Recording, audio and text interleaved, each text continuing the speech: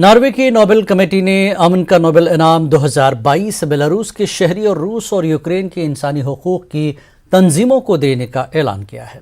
امن کا نوبل انعام بیلاروس کے انسانی حقوق کے کارکن ایلس بیالیاتسکی روس اور یوکرین کی انسانی حقوق کی تنظیم کو دے دیا گیا ہے۔ امن کے نوبل اعلان کرتے ہوئے نوبل کمیٹی نے بیلاروس کی حکومت سے مطالبہ کیا کہ انسانی حقوق کے کارکن ایلس بیالیاتسکی کو رہا کیا جائے۔ استکی انسانی حقوق کی تنظیم ویاسنا کے سربراہ ہیں، ان کو گزشتہ برس جیل ہوئی تھی۔